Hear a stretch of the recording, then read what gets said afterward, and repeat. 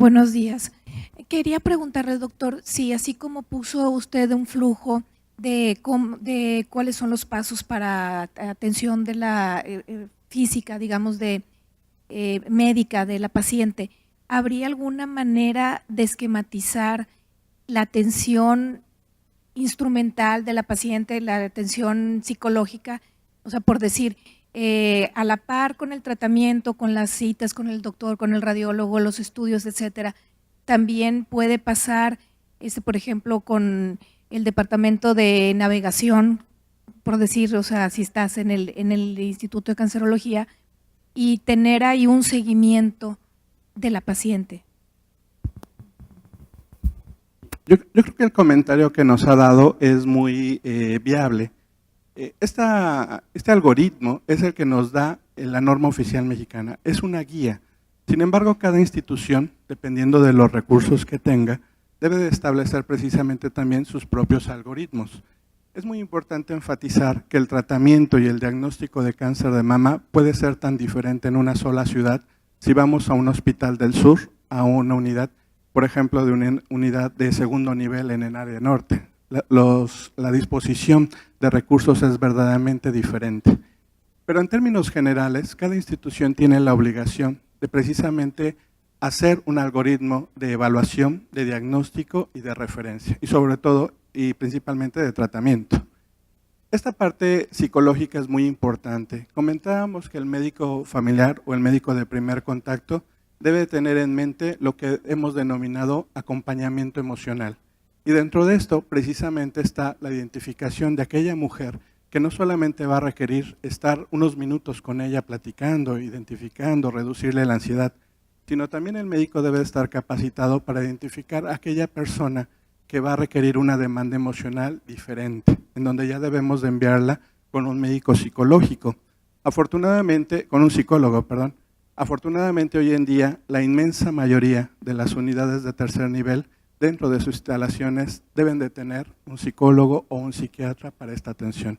Pero es muy importante que no solamente el médico familiar lo identifique, cuál es la demanda de ese caso individual, sino también el especialista. Y debemos de tomar en cuenta que tal vez no todas las mujeres requieran o deseen una evaluación por un psiquiatra, pero si nosotros identificamos aquella paciente que sí lo necesita, es una obligación ofrecerla. Y afortunadamente en ese sentido, prácticamente todas las unidades de tercer nivel cuentan con esta condición de atención.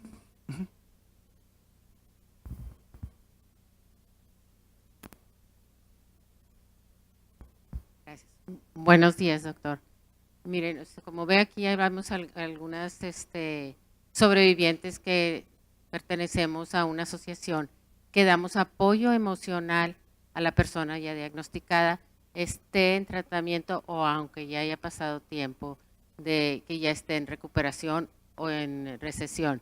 Entonces también me atrevía a decirles que pertenecemos a una asociación que se llama Unidas Contigo, también está Cruz Rosa y también está CIMAG, que damos apoyo emocional a las personas diagnosticadas, que es muy importante para ellas y para su familia. Y el acompañamiento. El acompañamiento emocional no solamente debe ser en el proceso diagnóstico, sino durante el tratamiento y posterior al mismo. Bueno, muchas gracias. Vamos a dar paso a la doctora Asia. Gracias, doctor. Bueno, ya por fin abrió la plática. Vamos a iniciar, doctora, por favor. Gracias. Disculpen la demora. Vamos a iniciar la plática.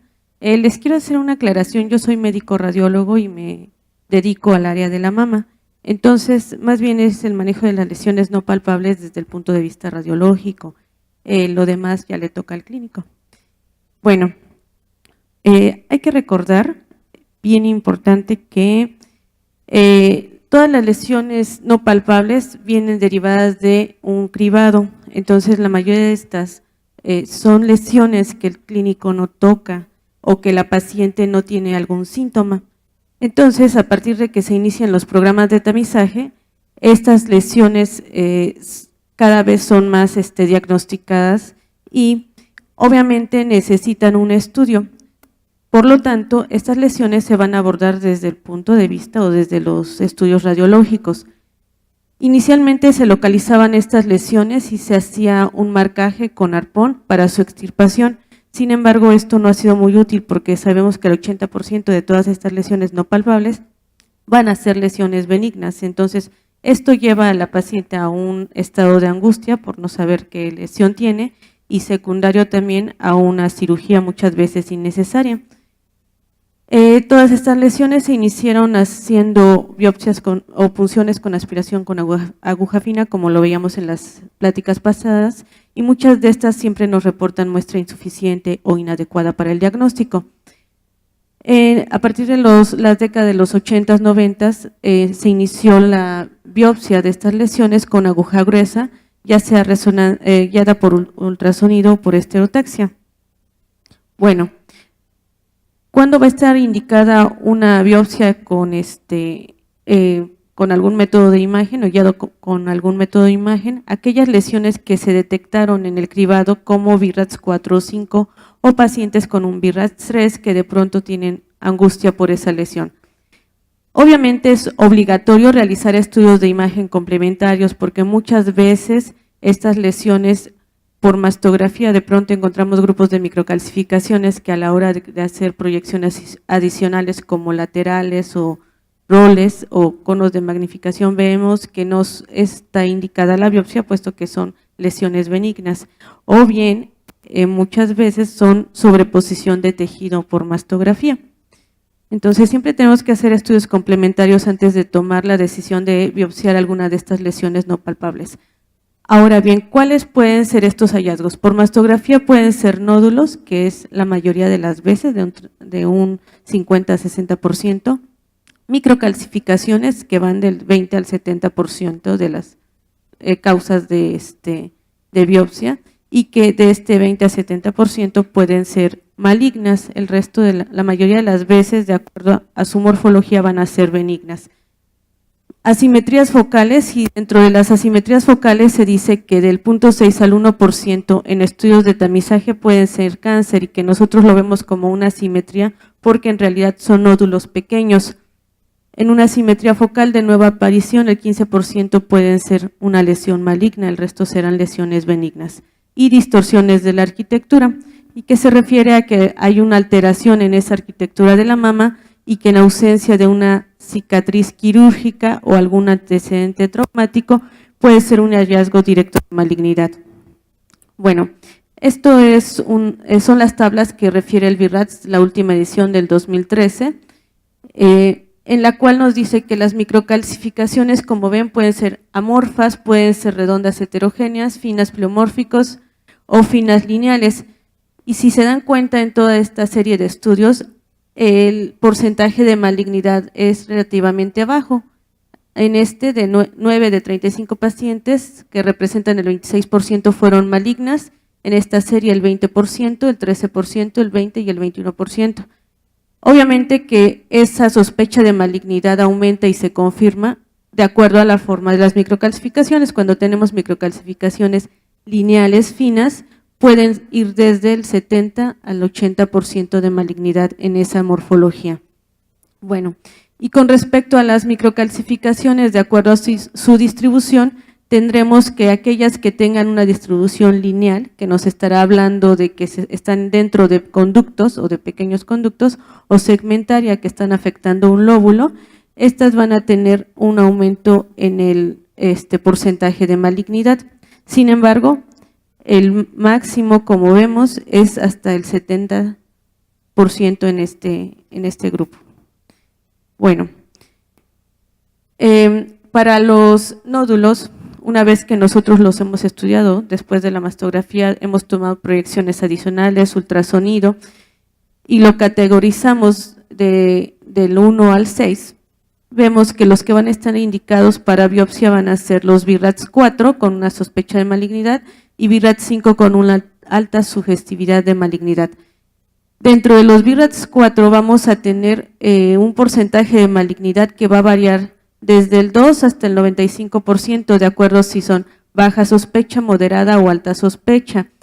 El BI-RADS 4C prácticamente muy parecida el porcentaje de malignidad al BI-RADS 5, que lo único que cambia es la morfología, pero va del 50 al 95% de malignidad de todas estas muestras.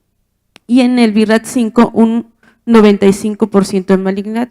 ¿Por qué no es el 100%? Porque el 5% que puede simular una lesión espiculada puede ser una cicatriz radial o puede ser muchas veces en pacientes que tuvieron algún trauma, haber fibrosis o incluso la misma adenosis, si se acompaña de una cicatriz radial, puede simular esta imagen. Recordar siempre que lo que nosotros vemos son hallazgos morfológicos. Entonces, quien nos tiene que decir qué patología encontramos en esos hallazgos morfológicos es el patólogo. Bueno, este es un estudio que estamos haciendo con un cirujano oncólogo de su práctica privada, donde incluyó a 85 pacientes que se les realizó biopsia tanto por ultrasonido como por esterotaxia. Fueron pacientes biopsiados en diferentes centros, como ven, y se biopsiaron categorías BI-RADS 4, 5 y 3, ya fuera por microcalcificaciones o por nódulos. De estas 85 pacientes encontramos que 26 fueron positivas a cáncer. Hubo una paciente con un cistosarcoma filoides y 58 pacientes tuvieron lesiones no neoplásicas, entre las cuales están fibroadenomas, condición fibroquística y adenosis. Bueno, ¿qué es lo importante de este estudio? Resulta que las lesiones que fueron malignas, se tomó la biopsia, se dejó un marcador y posteriormente se localizó la lesión para aplicar un radiofármaco que nos permitiera ver el ganglio centinela.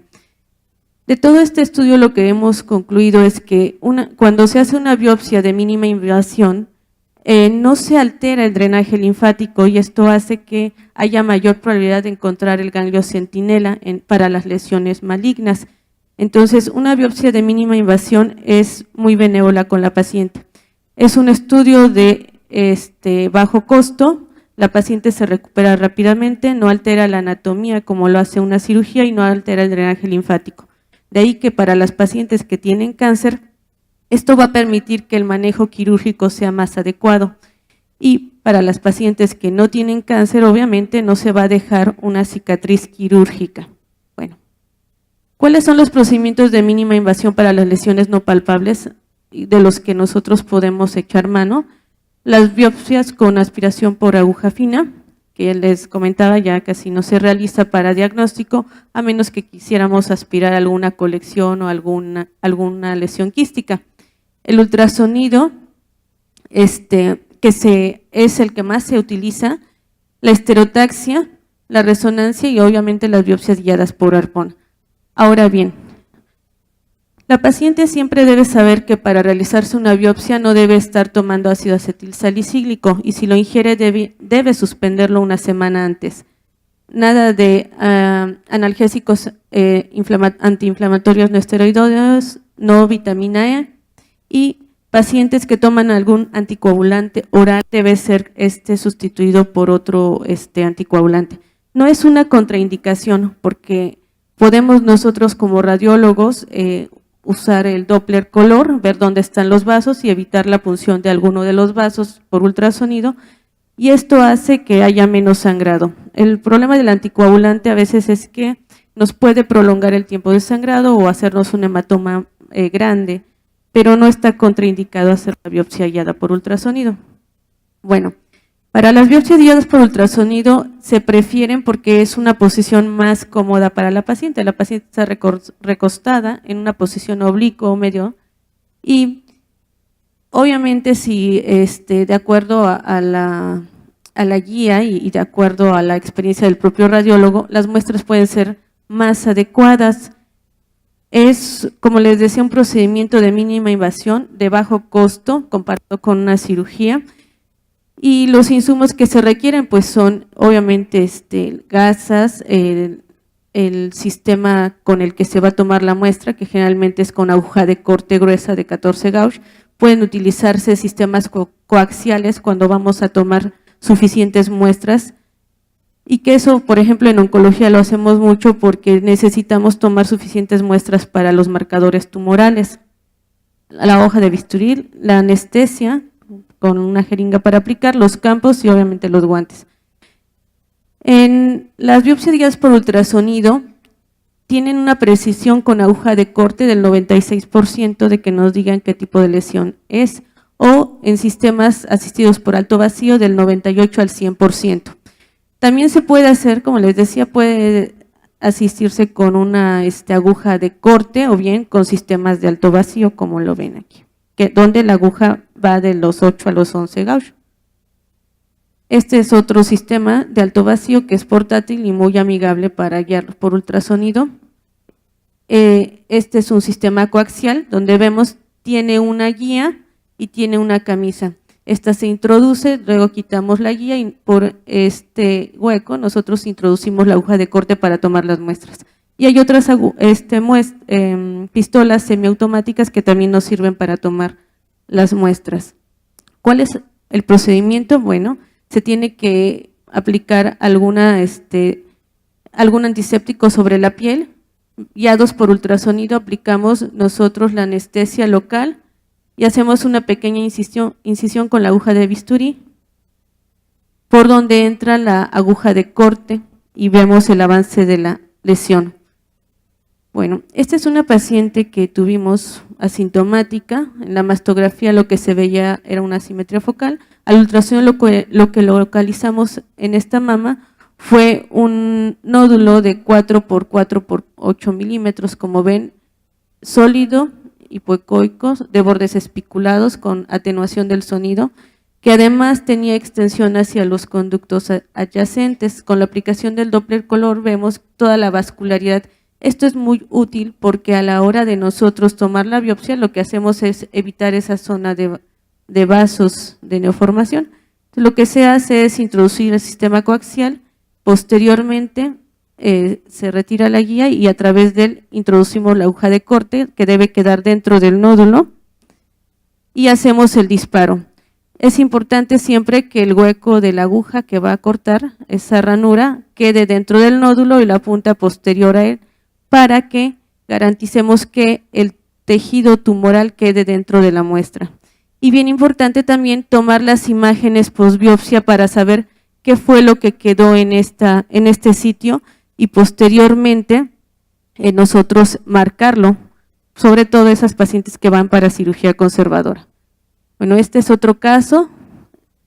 En este caso había 2 nódulos, uno hacia el radio de las 9, línea BC, como ven, irregular de bordes espiculados de 4 milímetros, en su diámetro mayor 4.6. Y adyacente hacia el radio de las 10, a 1 centímetro de había otro nódulo irregular de bordes espiculados. Como ven, a veces son pequeños cambios muy sutiles en la ecotextura que nos llevan a ver ese nódulo. En este caso, igualmente, introducimos la aguja de corte y se tomaron de los 2 nódulos. Esta paciente tenía un carcinoma lobulillar infiltrante, obviamente multifocal por el sitio de localización. Y las imágenes postbiopsia. Bueno, este es otro caso en el que utilizamos este sistema coaxial. Una paciente en la mama izquierda hacia el radio de la 1, línea C, vemos un nodulito que es ovalado de bordes microlobulados, muy heterogéneo, con un diámetro mayor de 11 milímetros y muy vascularizado hacia la periferia.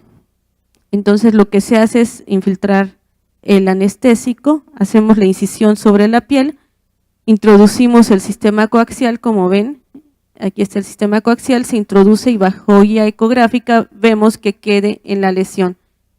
Una vez que queda en la lesión se retira la camisa y nuevamente introducimos la aguja de corte para tomar las muestras. Bueno, este es otro caso, una lesión de 7.7 milímetros de diámetro mayor. Ven esa distorsión de la arquitectura, las zonas de atenuación del sonido, es sólida hipoecoica, esta lesión no estaba vascularizada. Introducimos el sistema coaxial y la aguja de corte y tomamos suficientes muestras. Es bien importante que cuando la lesión desaparece por la toma de muestras se deje un marcador, un clip marcador que es ecolucente, esto es que se ve blanco y que va a tener diferentes formas. En este caso se ve lineal, aunque tiene la forma de resorte, y nos condiciona esta atenuación del sonido. Esto es muy importante porque si la paciente va a ser sometida a una cirugía conservadora, nosotros tenemos que marcar esta área para que hagan excisión de toda la lesión, y no está, digamos, indicado que si se desapareció el tumor, ahí se quede esta paciente, porque las biopsias con aguja de corte o con sistema de alto vacío no nos delimitan los bordes, entonces tenemos que dejar siempre este clip marcador. Si la paciente además fuera a quimioterapia y la lesión desaparece por completo, el marcador también nos va a servir para localizar el sitio donde estuvo la lesión. Ahora bien, ¿qué pasa con las pacientes que tienen prótesis y de pronto encontramos alguna lesión? Por ejemplo, esta paciente de 42 años, en su control mastográfico anual no había cambios, sin embargo, por ultrasonido se demuestra esta lesión de nueva aparición. Como vemos, es ovalada, de bordes microlobulados, está adyacente al músculo pectoral y por debajo del pectoral está el implante. Es una lesión de 5 por 2.8 por 4 milímetros y cuando aplicamos el Doppler color vemos que hay un vaso que penetra la lesión. Entonces esta es una lesión de nueva aparición, BIRATS 4B, que se tiene obviamente que biopsiar para descartar que haya malignidad. Lo que hacemos es nuevamente introducir la aguja de corte y vemos que quede dentro de la lesión y hacemos el disparo. Si ustedes se dan cuenta, la aguja casi siempre entra muy paralela al transductor y evita el contacto tanto con el músculo en este caso como con el implante. Entonces es mejor hacer este tipo de biopsias, hacer una cirugía o una biopsia incisional donde hay un riesgo de que se pueda romper el implante. Bueno, aquí vemos todos los cortes que se hicieron, no se toca en ningún momento el implante y posterior a la toma de la biopsia todavía hay una huella del nódulo. Bueno, esta es otra paciente igualmente, el caso anterior fue un fibroadenoma. En esta paciente igual encontramos de nueva aparición un nódulo pequeño de 3.5 por 3.2 por 4 milímetros en el radio de las 9, línea B, a 1.8 milímetros del implante y de la piel a 11 milímetros. Bueno, son dos nodulitos ovalados de bordes microlobulados, como se observa aquí. En este caso lo que hicimos fue meter el sistema de alto vacío, y en el sistema de alto vacío, al tener un calibre mayor, lo que podemos hacer es una excisión de la lesión guiada por ultrasonido. Y obviamente, como va a desaparecer la lesión, se tiene que dejar en esta zona un clip marcador para saber dónde estuvo la lesión. En los sistemas de alto vacío, cuando tenemos la sospecha de que pueda ser una lesión benigna, como es el caso que aunque era de nueva aparición fue un fibroadenoma, podemos hacer esa excisión de las lesiones y dejar ese marcador por si fuera algo maligno.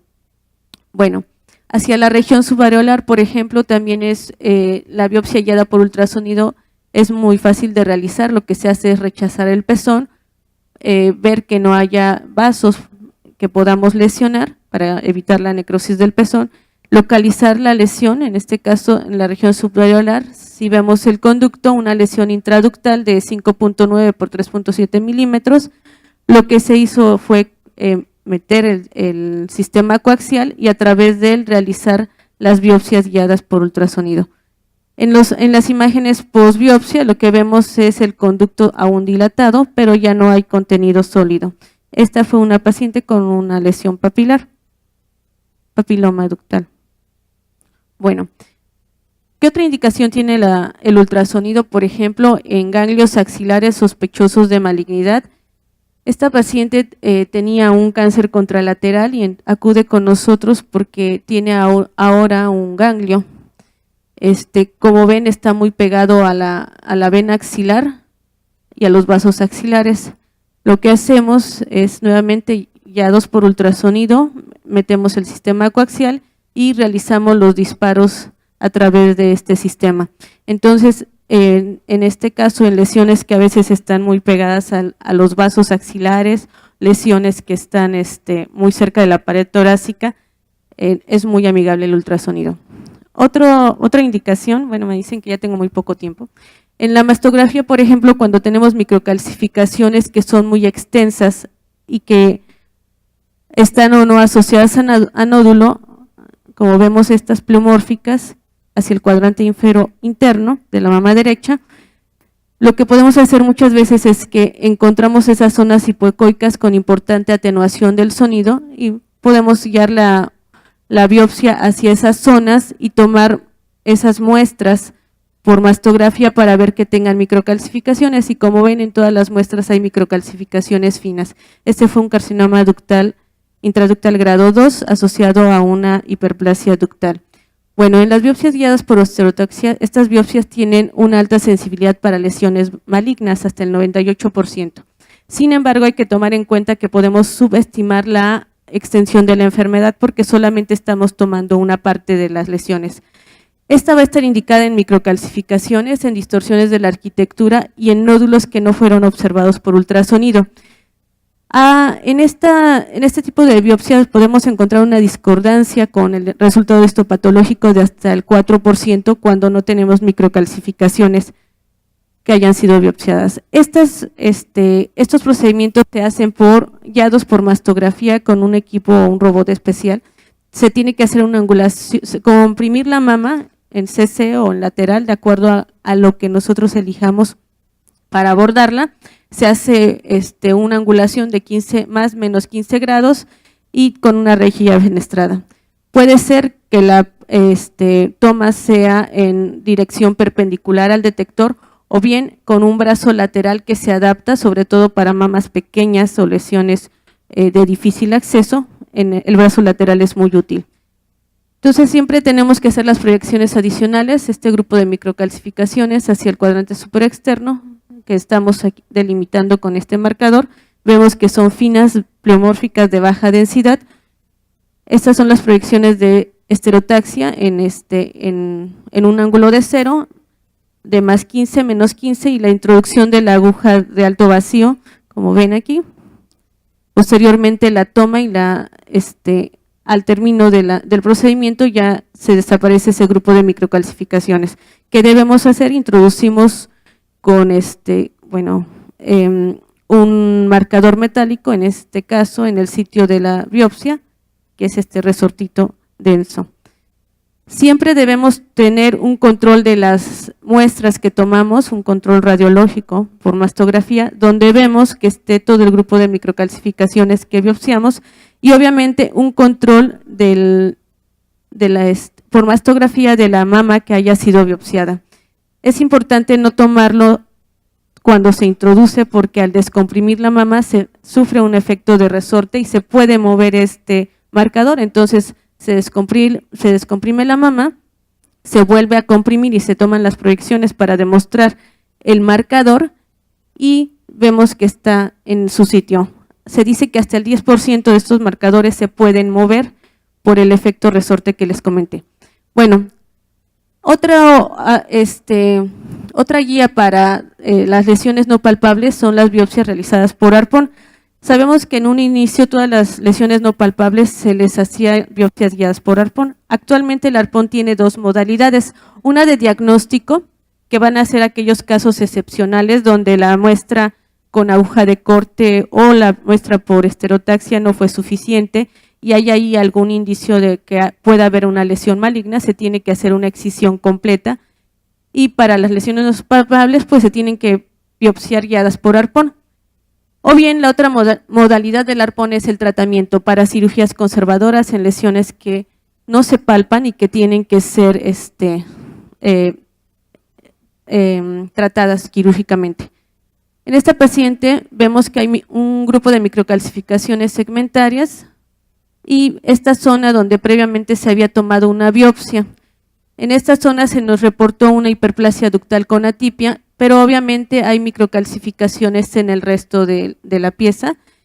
Entonces, como ya sabemos que las hiperplasias con atipia pueden ser una lesión premaligna o son una lesión premaligna, entonces se tiene que hacer toda la extirpación de la lesión guiados por arpón. Bueno, El arpón no siempre se hace solamente por mastografía, podemos tener lesiones malignas ya conocidas que van a ser tratadas con cirugía, entonces se tiene que poner un arpón. Obviamente guiarlo por ultrasonido es más fácil y es más cómodo para la paciente que estar comprimida. Finalmente, las biopsias guiadas por resonancia son… ¿Cuándo se va a hacer una biopsia guiada por resonancia? Cuando por mamografía o ultrasonido no tengamos un hallazgo asociado. Entonces pueden ser reforzamientos masa o no masa sin representación por mamografía o ultrasonido. ¿Por qué la resonancia se deja al último? Porque es un estudio caro, es un estudio incómodo para la paciente porque se coloca boca abajo y además se le administra medio de contraste. Las mamas son colocadas en una antena especial para mama con una rejilla igual fenestrada que tiene coordenadas y nosotros tenemos que localizar las lesiones en secuencias T1 con gadolinio. Una vez localizadas, lo que se hace es introducir un sistema coaxial y vemos en este caso el sistema, la aguja donde está dentro de la lesión y posteriormente cómo queda después de la toma de la biopsia. Todavía hay zonas de reforzamiento. Igual en resonancia se tienen que dejar marcadores para saber dónde estuvo la lesión en el caso de que haya sido extirpada. Bueno, les decía que la mayoría de las lesiones que nosotros encontramos por resonancia se tiene que ir a ver a la mastografía o ultrasonido si hay alguna representación o algún hallazgo asociado para dirigir la biopsia por estos métodos. Tenemos aquí un ejemplo, una paciente con una mama extremadamente densa y un ganglio axilar sospechoso de metástasis. En el estudio inicial se demostró el ganglio axilar, como ven, y en el ultrasonido la ecotextura de la mama era tan heterogénea y con muchas zonas de atenuación del sonido, lo que nos traduce fibrosis, que en un inicio no se localizó la lesión. Se hace la resonancia en las secuencias T1, el T2 sin supresión grasa, la supresión grasa donde ya podemos ver una zona hiperintensa y las de alta resolución que no demostraron más. Entonces, tras la aplicación del medio de contraste con el gadolinio, vemos hacia la interlínea de externos, tercio posterior, este nódulo, como ven, es lobulado con un reforzamiento homogéneo y vean todos los vasos que llegan a la lesión. Y obviamente el ganglio metastásico sospechoso de los estudios previos. Ya entonces, dirigidos por resonancia, viendo qué radio era, se busca intencionadamente qué hay ahí y se localiza este nódulo de 10 milímetros que, como ven, está de localización posterior al tejido glandular, hipoecoico con bordes lobulados y con alta vascularidad. Muchas veces un tip es que nosotros ponemos el Doppler y en esas lesiones que son muy isoecoicas a la mama, vemos cómo los vasos penetran hacia la lesión. Y ya entonces ya se dirigió hacia esta zona la biopsia. Bueno, ¿cuáles son las complicaciones de los procedimientos de mínima invasión? En el 3% de las pacientes puede presentarse un sangrado y obviamente hacerse un hematoma.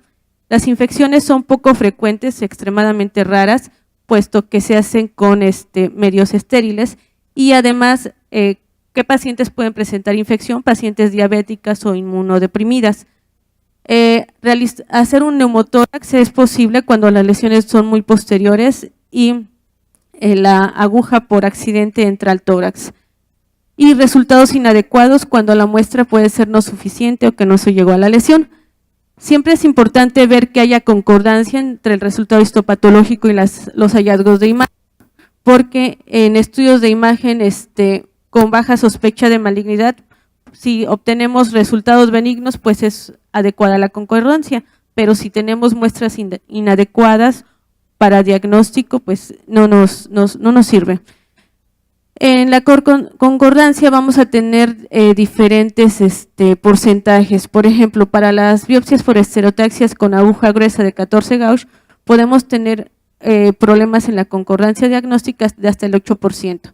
Para sistemas de alto vacío, como ven, disminuye hasta el 3%, pacientes con exéresis hasta el 8% y por resonancia hasta el 2%. Bueno, siempre es importante ver esa concordancia, les decía. Si yo tengo una lesión con baja sospecha de malignidad y es el resultado benigno, la paciente puede continuar regresar al programa de tamizaje a su control anual.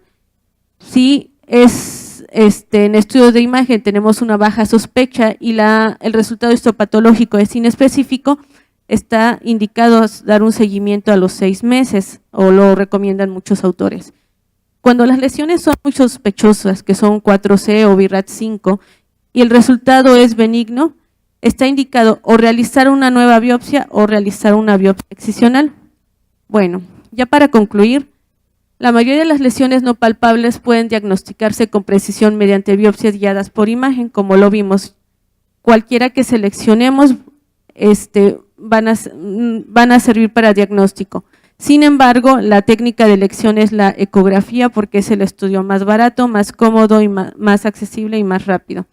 Y siempre es importante establecer la concordancia entre los hallazgos de imagen y los estudios anatomopatológicos.